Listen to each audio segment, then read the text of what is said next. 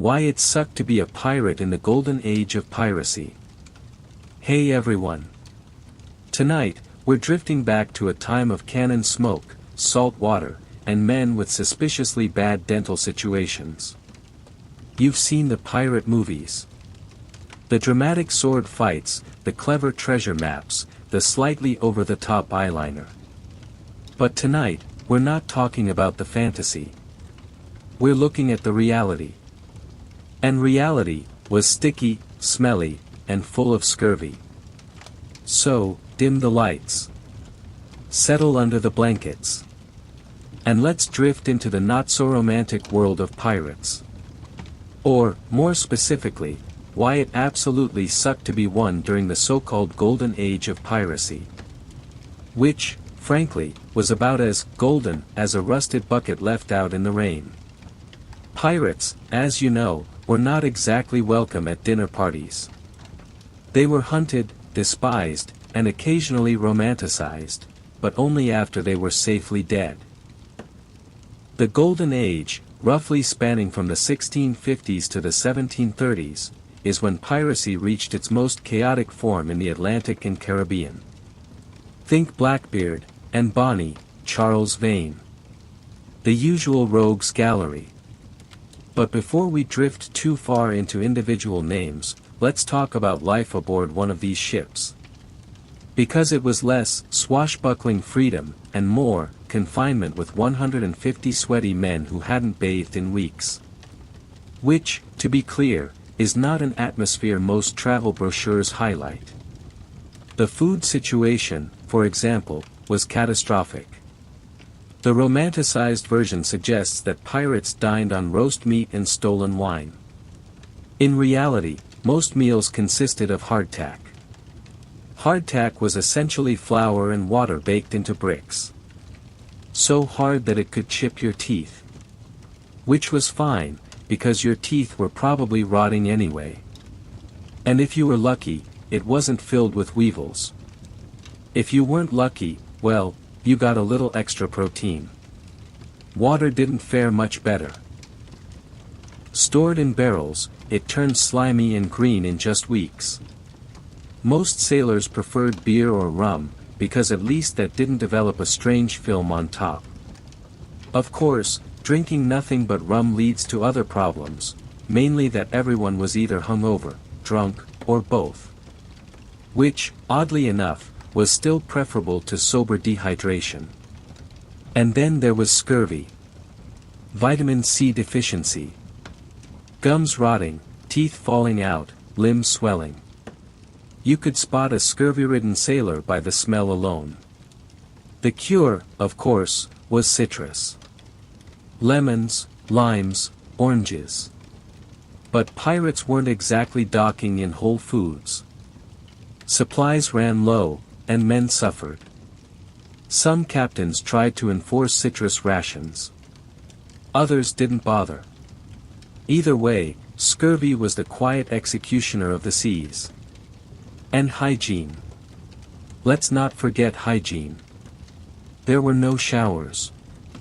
No change of clothes. Men slept shoulder to shoulder, often on damp wood. Lice and fleas thrived. Rats were everywhere, and they weren't cute Disney sidekicks. They spread disease, gnawed through ropes, and occasionally nibbled on sleeping sailors. Sanitation was, let's say, improvised. The polite phrase is, using the head, which meant leaning over the side of the ship, holding on, and hoping the waves didn't take you with them. In stormy weather, it was more of a gamble. Some men didn't return. Which is perhaps the least dignified way to die at sea. So why did anyone do this? Why choose this miserable existence? Because the alternative was often worse. Many pirates began as sailors in the Royal Navy or merchant fleets. Pay there was low. Discipline was brutal. A missed order could earn you the cat-o'-nine-tails, a whip designed to strip flesh from your back. Desertion could get you hanged. And after months of service, you might not even see the wages you were promised. Piracy, at least, offered a warped form of democracy. Captains were usually elected. Shares of loot were divided more fairly than naval wages. Ordinary sailors got a cut, not just the officers. If you were injured, you might even receive compensation. Lose a leg? That could earn you extra coin. In other words, pirates invented a primitive form of workers' insurance, though admittedly, the premium was paid in plunder. Still, the risks were enormous. Capture by the authorities meant a swift trial and hanging. And these trials weren't long, dramatic affairs. They were quick, efficient, and almost always fatal. The bodies were sometimes left to rot in cages by the shoreline, a grim reminder to anyone considering a similar career. Now, let's drift to discipline on board a pirate ship. You might imagine endless chaos. And to be fair, chaos was abundant. But pirate crews also enforced their own strict codes. These articles outlined rules: no fighting on board, equal shares of loot, lights out at certain hours. Breaking the code could mean whipping, marooning, or worse. Marooning was a particularly elegant punishment. A man would be dropped on a deserted island with little more than a pistol and a bottle of water. Which, if you're curious, is not enough to sustain life. Most marooned sailors perished slowly, unless by miracle another ship passed by. The threat kept most pirates in line, even among the unruly. And then there were injuries.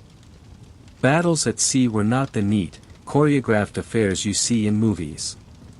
Cannons tore through ships and flesh alike. Limbs shattered. Eyes lost. Blood soaking the deck. If you survived the battle, you might face amputation. Without anesthetic. With a saw that had last been cleaned using seawater. The lucky ones passed out. The unlucky stayed conscious the entire time. Afterwards, the limb might be cauterized with hot tar. Which is as pleasant as it sounds. Infection was common, gangrene even more so. Many men begged for death rather than endure weeks of festering wounds. Let's not forget storms. A pirate ship wasn't a sturdy fortress. It was usually a small, stolen vessel, barely patched together, overloaded with men. A hurricane could snap masts like twigs. Waves could swallow entire crews. Even experienced sailors sometimes panicked when the sky darkened and the winds howled. Imagine clinging to slippery rigging in the rain, while the ocean tried to hurl you off into oblivion. And if you didn't drown, you might starve. Storms often forced ships far off course, burning through supplies. Men weakened. Arguments erupted. Mutinies brewed. Because nothing says team spirit like deciding whether to eat your crewmate. Speaking of mutinies, pirates were surprisingly prone to them.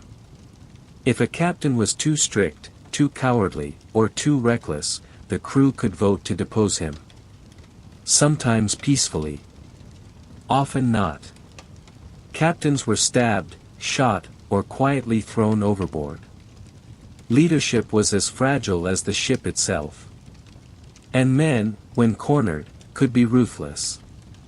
Now, of course, pirates did enjoy certain freedoms. They weren't chained to a nobleman's estate. They didn't bow to kings or queens. But their freedom came at the cost of living in constant fear. Fear of disease. Fear of storms. Fear of being hanged. It was not exactly the carefree lifestyle that children's cartoons suggest. And yet, men still chose it. Because the dream of gold, rum, and revenge on the authorities outweighed the reality. The golden age of piracy was, in truth, an age of desperation. The men who turned to it weren't glamorous rogues. They were the unwanted. The unemployed. the outcasts of society. And they carved out their survival on the waves, no matter how miserable. So when you think of a pirate, don't picture Johnny Depp.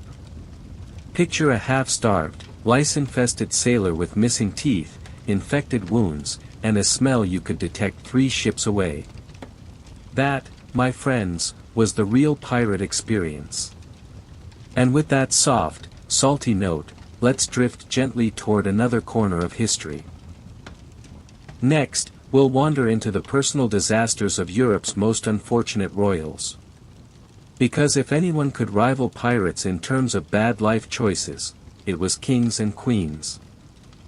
The pettiest, petulant, and most dysfunctional pirate captains. So, we've established that being a pirate was about as enjoyable as sharing a bunk bed in a damp prison that also floated.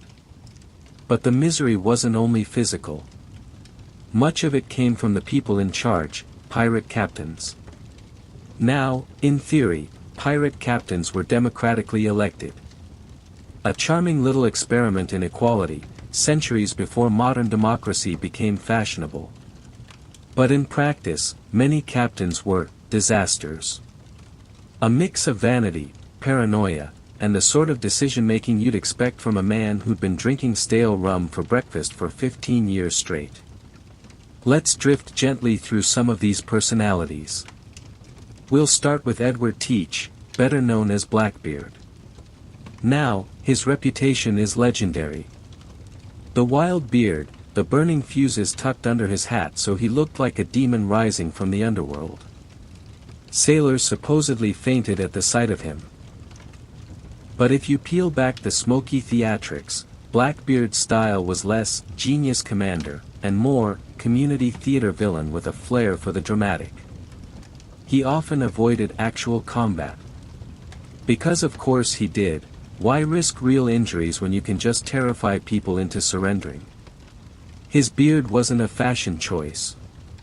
It was stagecraft. A man too tired to fight, but not too tired to set fire to his own face for effect. And when he wasn't being theatrical, he was petty. On one occasion, he blockaded the entire city of Charleston, South Carolina. Not for gold, or power, or strategy. No, because he wanted medicine for his crew's syphilis. Imagine hundreds of wealthy colonists trembling in fear, while Blackbeard negotiated for ointment. Truly, one of history's less glamorous hostage situations.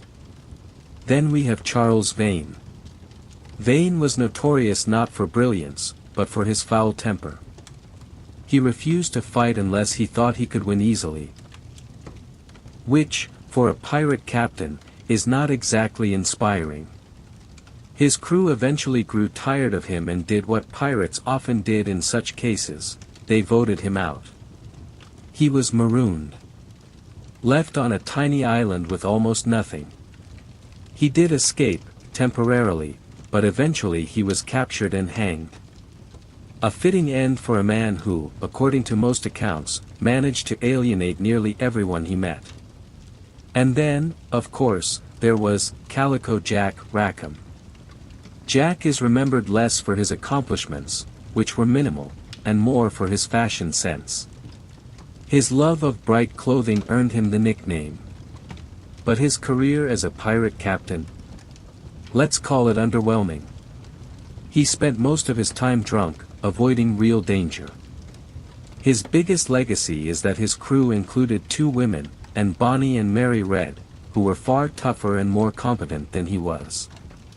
When Rackham was finally captured, and supposedly told him, if you'd fought like a man, you wouldn't now be hanged like a dog. Which, frankly, should have been engraved on his tombstone. Not every captain was incompetent, of course. Some, like Bartholomew Roberts, better known as Black Bart, were terrifyingly efficient. Roberts captured over 400 ships. But even he wasn't immune to vanity. He insisted on dressing elegantly during battle, in crimson waistcoats and plumed hats. He wanted to look like nobility while murdering merchants.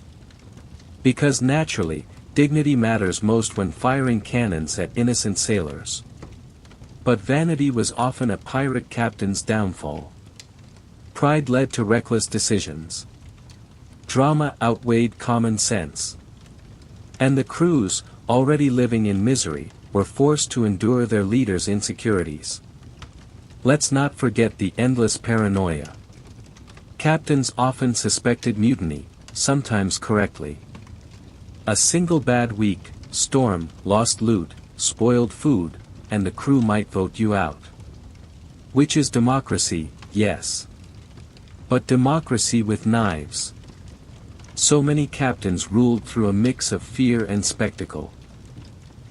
If you couldn't inspire loyalty, at least you could make yourself too frightening to challenge. Blackbeard understood this perfectly. Vane tried and failed. Rackham just drank. And in the end, nearly all pirate captains shared the same fate. Capture. Trial. Hanging. Some went to the gallows drunk. Others wept. A few, like Roberts, went down in battle, which was considered preferable. But the great irony is this: pirate captains, who lived like self-proclaimed kings of the sea, ended up displayed as corpses. Their bodies sometimes tarred and hung in cages, left to rot as seagulls picked at them. A royal banquet, of sorts, just not the kind anyone wanted an invitation to. So yes, pirates may have lived outside society. But inside their little floating democracies, they suffered just as much from vanity, pettiness, and dysfunction as the monarchs back on land. Perhaps more so. Because at least a king could sit on a velvet throne. A pirate captain's throne was a wobbly wooden barrel. And with that thought, let's drift onward. In our next wandering, we'll slip into the quieter corners of pirate life. The boredom between raids. The gambling, the songs, the occasional knife fight over stolen cheese. Because as miserable as pirates were in battle, their downtime was sometimes even worse. What pirates actually did all day between raids. So, here's the thing. Pirate movies give you the impression that life at sea was a constant chain of exciting battles, treasure hunts, and dramatic betrayals. In reality, most of the time, nothing happened. Just water. More water. Some sky. The occasional seagull, if you were lucky. A pirate ship was less like an action film, and more like a very damp waiting room with bad food. And the men had to find ways to pass the time. Let's drift through some of those daily routines. First, there was the unavoidable chore list. A ship, especially one held together with stolen planks and wishful thinking, required constant upkeep. Sails tore. Ropes frayed. Hulls leaked. The wood warped in the sun and cracked in the salt. Every morning, men were sent to scrub the deck, pump water out of the bilge, and patch holes. It wasn't glamorous, but it kept the ship afloat. Which, you know, was generally the goal. Sometimes, repairs meant hanging over the side of the ship on a rope, hammer in one hand, trying not to fall into shark-infested waters. Pirates weren't paid extra for this. They were just expected not to drown. Then there was food preparation. Which, again, sounds nicer than it was. Someone had to check the barrels of salted meat for signs of rot. Bread for mold. Water for slime. Cooking usually involved boiling everything into a sort of gray stew. If it looked disgusting but was technically edible, congratulations, it was dinner. The cook was not a glamorous role. Often, it was given to a man too injured for proper labor. Which meant the meals were usually as unpleasant as possible. But no one argued, because the alternative was starvation. When chores were done, the pirates turned to entertainment. Gambling was a favorite. Dice, cards, anything that could pass the time and part a fool from his share of loot. The stakes could be small, like tobacco. Or large, like the promise of future plunder. Occasionally, games ended in cheerful laughter. More often, they ended with knives drawn. Then there were songs. Sea shanties weren't just for morale, they helped keep rhythm during heavy labor, like hauling ropes or rowing. Pirates weren't trained choirs.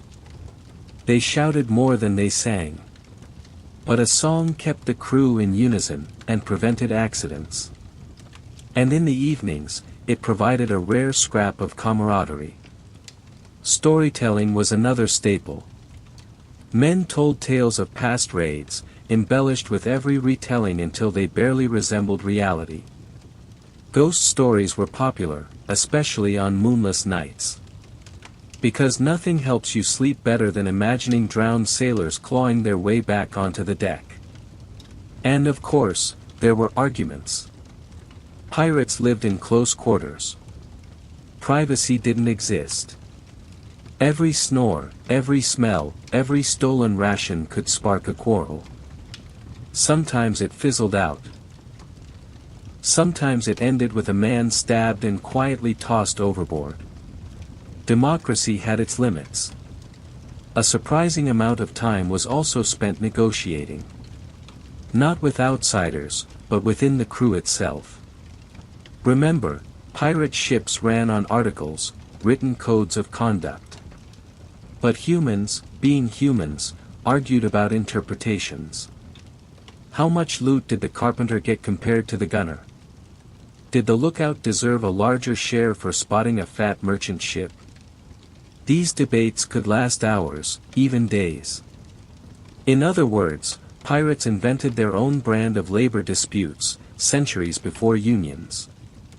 And then, there was boredom. Endless, mind-numbing boredom. Days at sea with no prize in sight. The horizon was always the same. Food dwindled. Tempers frayed. Men lay on the deck, staring at clouds, carving bits of wood, braiding rope scraps into meaningless patterns. Anything to make the hours pass. One pirate account described men rotting in the sun like fish too long caught. Which sums it up nicely. Let's not forget health. When not raiding, pirates were constantly managing illness. Scurvy, dysentery, fevers.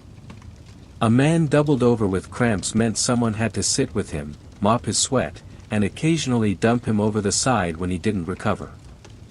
Medical care was not advanced. The best treatment for many ailments was, drink more rum and hope for the best. Some pirates tried herbal remedies, gathered during stops on islands. Others trusted charms, bits of bone, lucky coins, scraps of cloth tied around the wrist. None of it worked particularly well, but when your alternative was a saw-wielding crewmate pretending to be a surgeon, you took what you could get. Now, downtime also meant planning. Captains and quartermasters used the quiet days to plot courses, debate targets, and spread rumors to keep the crew motivated. I hear a Spanish galleon passed this way last month. The governor's ship is heavy with silver. Whether the stories were true didn't always matter. Hope kept men from mutiny. But sometimes, even hope ran dry. When food was low, when no ships appeared, when storms pushed them off course, despair set in. Men whispered about desertion.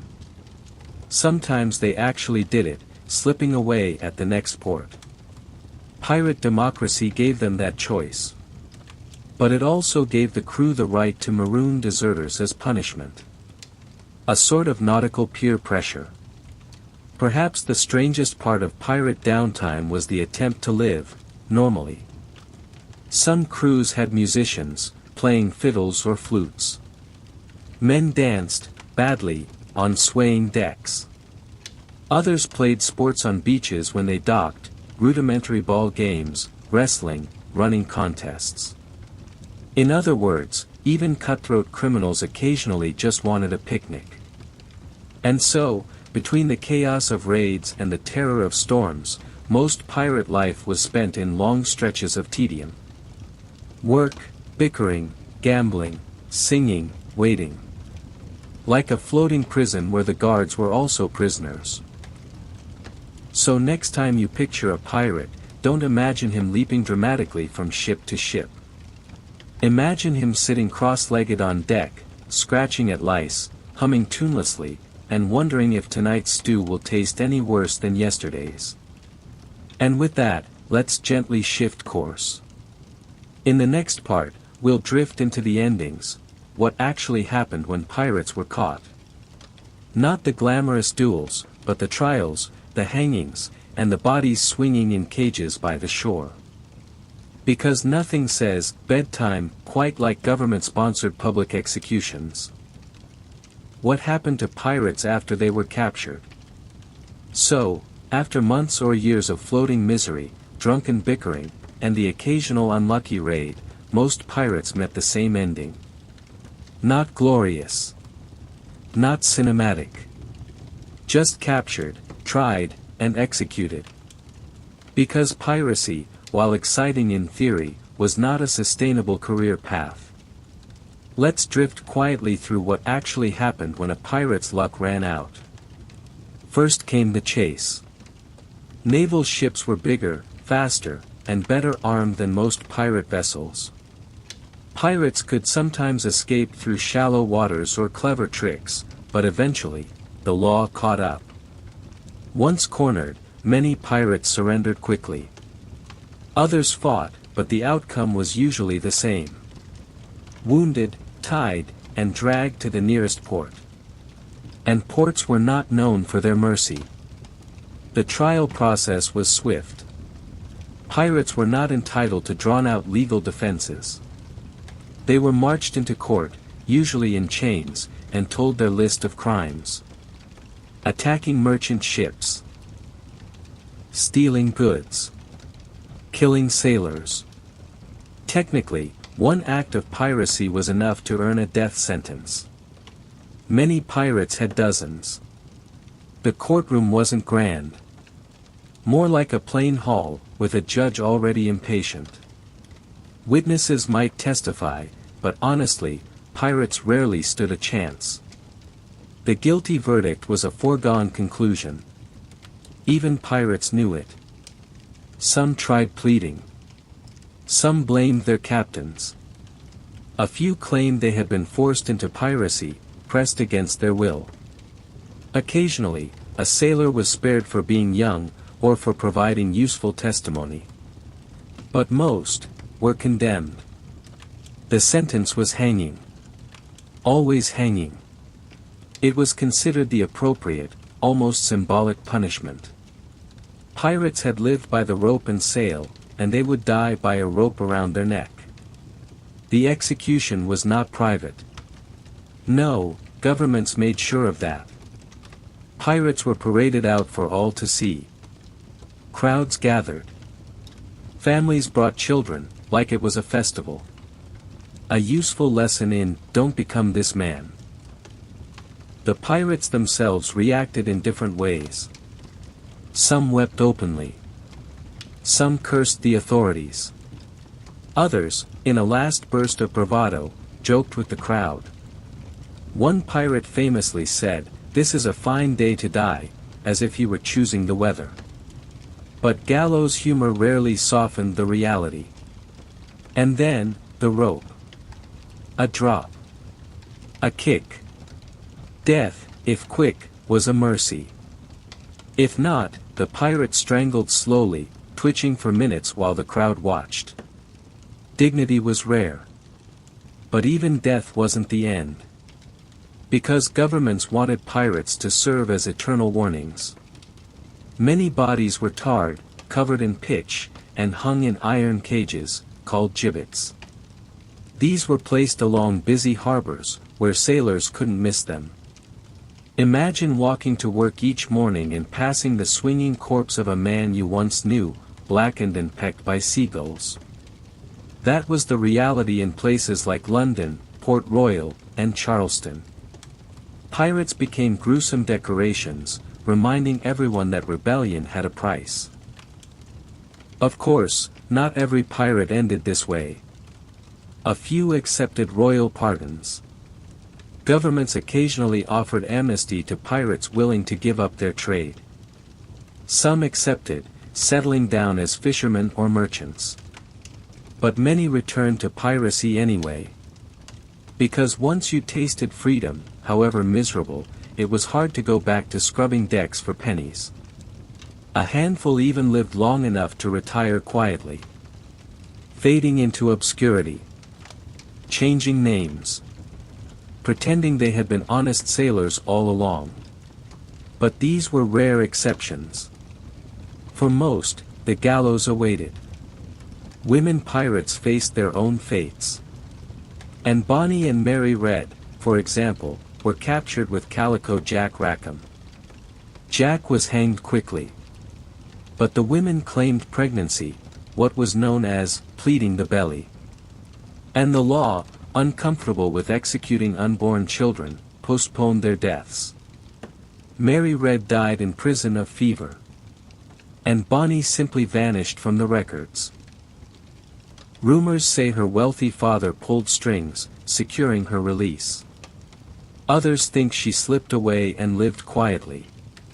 Either way, she escaped the noose that claimed nearly all her peers.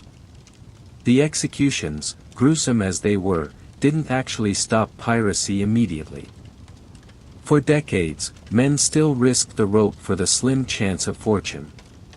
But slowly, naval power grew stronger. Colonies tightened control. Trade routes became safer. By the mid-1700s, the so-called Golden Age of Piracy was over. Not with a bang, but with a series of dull hangings, forgotten names, and creaking cages by the sea. So that was the reality. Pirates lived miserably. They fought occasionally. They died predictably. And yet, centuries later, we romanticize them. We polish their names, invent their treasure maps, and give them witty dialogue they almost certainly never had. But in truth, most were just desperate men, disease-ridden, hunted, and doomed. Their lives were short. Their endings were cruel. And their legends were mostly written afterwards, by people who had never smelled the stench of a pirate ship. And with that thought, let's let the waves quiet. The sails slacken. The shouting fade. We followed the pirates from their daily misery, to their quarrelsome captains, to their empty hours, and finally, to the gallows. The sea, indifferent as ever, swallowed their names. But tonight, we've drifted through them. Slowly. Calmly. A reminder that history is rarely as glamorous as the stories we tell ourselves. So close your eyes. Picture the horizon. A quiet ocean, emptied of its rogues. And let the last echoes of their ropes and waves carry you into sleep. Part 5, The Secret World of Pirate Havens. Hey everyone. Let's drift away from the open sea for a while, because even pirates, as wild and restless as they were, needed to come ashore eventually. You can't live forever on salted meat, sour water, and the constant smell of unwashed sailors.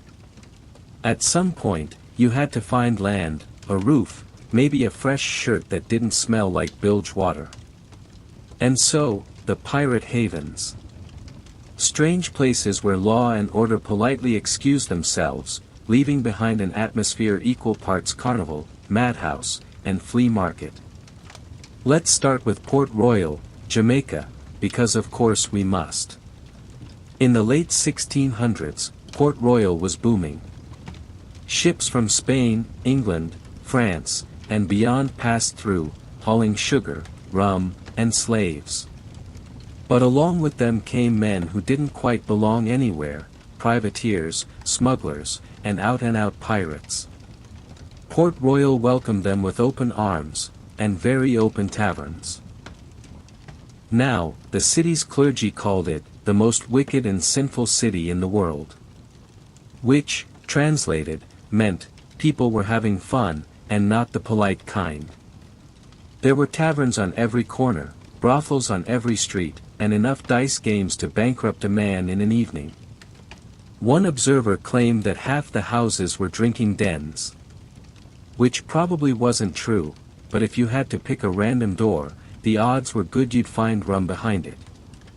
Pirates would swagger into town, pockets full of stolen Spanish gold, and leave a week later penniless, hungover, and probably carrying a new disease. But that was the rhythm of it: loot, spend, repeat. A cycle fueled by the city's merchants, who were very happy to exchange barrels of rum and fancy coats for treasure stolen off the high seas. Port Royal wasn't alone. Pirates were practical men, after all.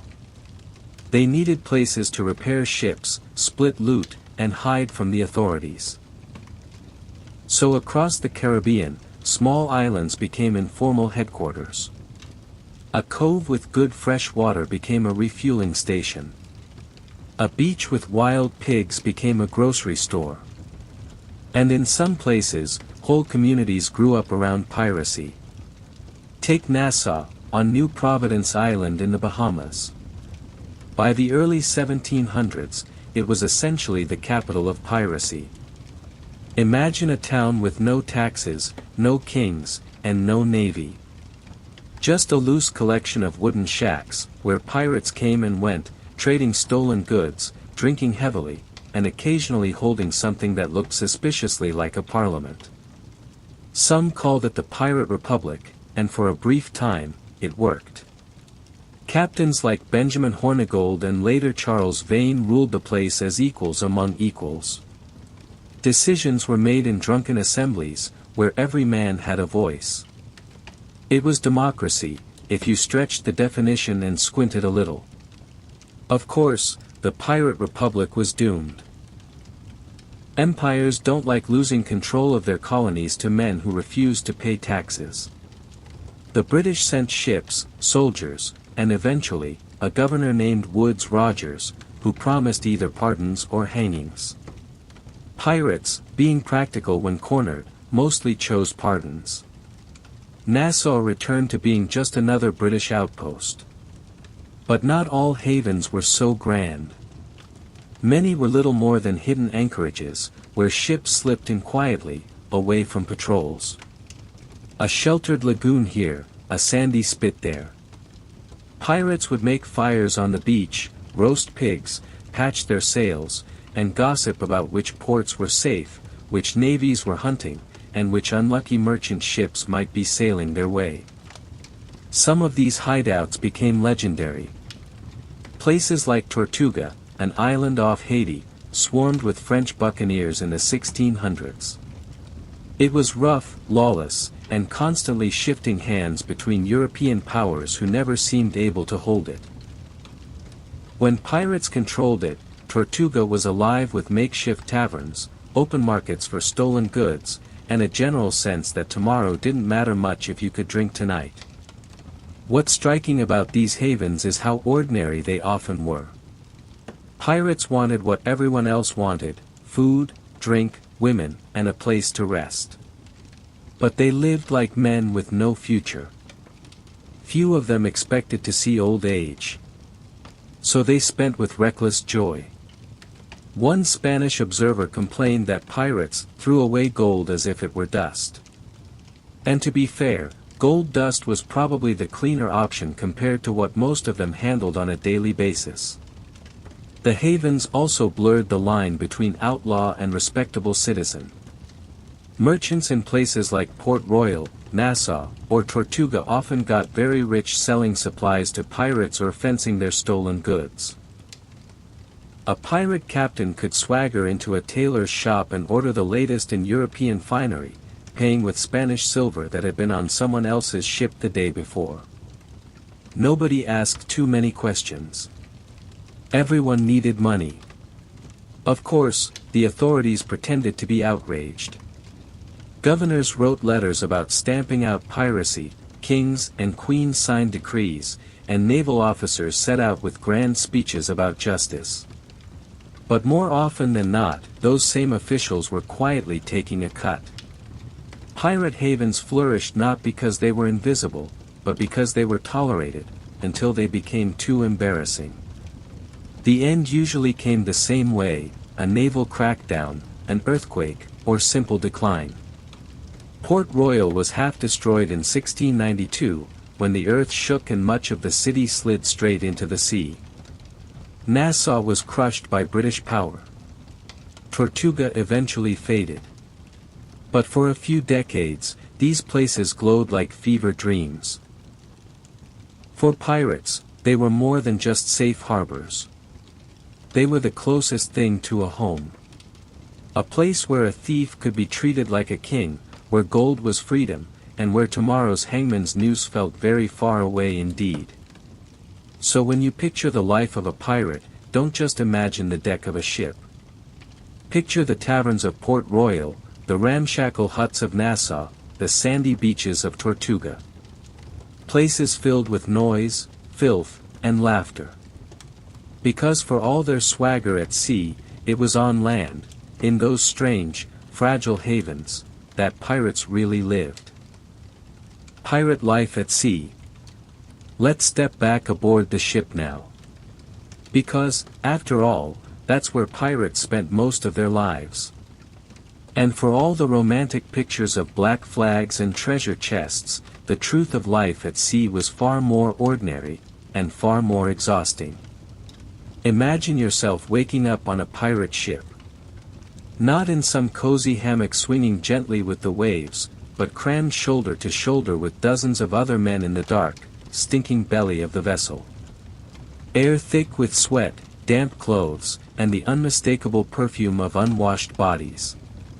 Rats scuttling in the shadows, chewing at whatever crumbs they could find. You wake not to the sound of birdsong, but to the bark of the boatswain, ordering you up on deck. And what waits above? Work. Endless work. Sailing a ship was not a matter of adventure, it was a matter of ropes, sails, wood, and muscle. Someone was always hauling, someone was always climbing, someone was always scraping tar or pumping out water. The ocean never stopped, so neither did the sailors. The diet was, let's call it memorable. Pirates didn't live on feasts of roasted meat and overflowing mugs, at least not at sea. Their usual meals consisted of hardtack, a kind of biscuit so solid it could break a tooth if you weren't careful. Salted meat, which was more salt than meat. Sometimes peas, beans, or dried fish.